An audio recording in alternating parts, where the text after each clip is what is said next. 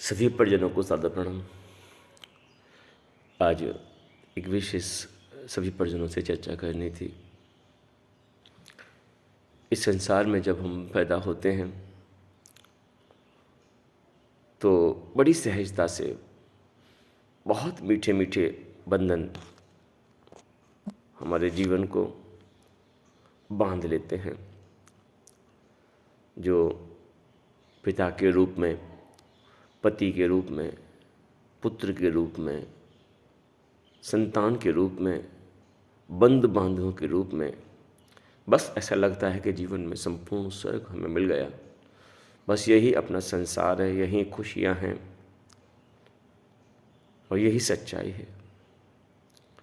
लेकिन उस परमात्मा की सच्चाई का एक अवलोकन करना है तो एक इस दृष्टि से कीजिए कि इससे पिछले जन्म में भी जो हमारे बंद बांधव थे, सबसे उतना ही गहरा प्रेम था जितना आज के बंद बांधवों से है। वो अगले जन्म में फिर जहाँ पहुँचेंगे वहाँ भी इतना ही गहरा प्रेम होगा जो आज है। इसका मतलब उस परमात्मा ने इतनी सुंदर व्यवस्था बनवाई है कि पिछले की याद नहीं आती, आने वाली की कोई चिंता नहीं होती। वर्तमान में जो मिल जाते हैं वही अपने लगते हैं, और उससे भी बड़ी बात है जो अपने लगते हैं ना, वो धीरे धीरे धीरे धीरे धीरे धीरे उम्र के साथ, संबंधों के साथ, समय के साथ साथ वो अपने हमसे दूर होते चले जाते हैं। बहुत आत्मीयता, बहुत स्नेह, बहुत मोह, एक समय ऐसा आता है सब छूट जाता है। फिर किस रिश्ते को हम अपना समझें? कौन इस धरती पर जो हमारा है? तो मैं फिर कहूँगा, इस धरती पर, इस दुनिया में भगवान के अलावा कोई तुम्हारा नहीं है। बस जो तुम्हें अपने प्रतीत होते हैं, भाषित होते हैं, विश्वास रखना, ये भाषणा जो है अपने होने की, ये तुम्हें भगवान से दूर करती है। इसीलिए गीता में मोह को त्यागने के लिए कहा गया कि गीता क्या कहती है, जितना मोहातीत रहोगे उतना भगवान से दूर रहोगे। इसलिए मोह को त्यागो। ये मोह तुम्हें भगवान की तरफ जाने नहीं देगा। तो संसार से वैराग हो और भगवान से राग हो। क्या किया जाए? आँख खुले सुबह, एक नया जीवन मिले, और सुबह से शाम तक बस एक ही बात सोची जाए, क्या करें? भगवान का कर्जा आज कैसे उतारें? भगवान ने नया जीवन दिया है, भगवान ने नया दिन दिया है, भगवान ने जो श्वास दिए हैं, भगवान ने जो विचार दिया, संयम दिया, सब कुछ भगवान ने जो दिया है हमें, उस भगवान का हम कर्जा कैसे उतारें? अगर उतार सकते हो उस परमात्मा का कर्जा उतार दो।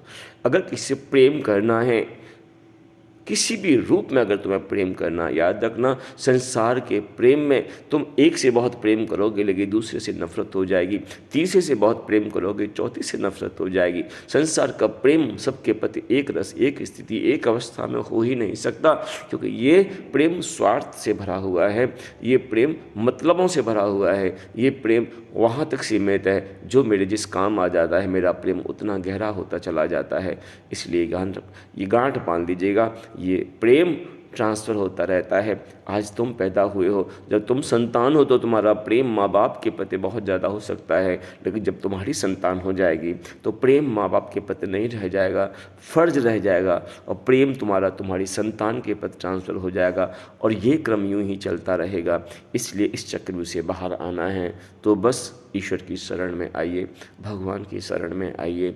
भगवान की शरण में आने का अभिप्राय सिर्फ इतना है, वह ज्ञान का सागर है। ज्ञान की प्यास अपने अंदर जगाइए, ज्ञान की प्यास को इतना गहरा कीजिए, सच क्या है, मैं कौन हूँ, संसार क्या है, भगवान क्या है, और भगवान हमसे चाहता क्या है। ये सारी बातें यदि मेरी समझ में आ जाएं, ज्ञान मेरे अंदर आ जाए, तो मेरा अहलोक भी सुंदर बन जाए, मेरा परलोक भी सुंदर बन जाए। और इस संसार में रिश्ते किसे कहते हैं, संबंध किसे कहते हैं, कौन अपना है, कौन पराया है, ये सब समझ में आ जाए। लेकिन हाँ, एक बात ज़रूर कहूँगा, भगवान की तरफ भागो और संसार छूट जाए तो कोई घाटा नहीं, फ़ायदा ही फ़ायदा है। और संसार में इतना रमण कर जाओ कि भगवान छूट जाए और उनको तुम बहुत छोटी छोटी जिम्मेदारियों के नाम सुनो कि ये साहब हमारी जिम्मेदारी है, उसको खिलाना पिलाना हमारी जिम्मेदारी है, पति की सेवा करना हमारी जिम्मेदारी है। ये सब जिम्मेदारियाँ धीरे धीरे तेरे हाथ से छूट जाएंगी। एक दिन ना तेरे हाथ में संसार रहेगा और ना तू भगवान के किसी लायक रहेगा। इसलिए समय है, समय से पहले जग जाओ, समय से पहले जग जाओ, भ्रांतियों से बाहर निकल आओ, है ना, ये स्वप्न से बाहर निकल आओ। परमात्मा तुम्हें पुकार रहा है। बहुत कम समय ऐसे होते हैं जब भगवान बुलाता है। आज समय ऐसा है जो भगवान तुम्हें बुला रहा है और भगवान की पुकार यदि आज तुमने अनसुनी कर दी, विश्वास रखिएगा ये मौका फिर दोबारा आने वाला नहीं है। इसलिए संसार के इस माया जाल से, संसार के इस मोह जाल से, संसार के इस देहधारियों के लगाव से बाहर निकलिए। ये देहधारी कब कौन कहाँ तुम्हें छोड़ दे, विश्वास रखना ये छोड़ने वाले ही हैं, ये छूटने वाले ही हैं। ये कभी ना तुम्हारे थे ना कभी तुम्हारे होंगे। परमात्मा सदा तुम्हारा था और सदा तुम्हारा रहेगा। बस इस बात के साथ मैं अपनी बात को विराम दूंगा। धन्यवाद।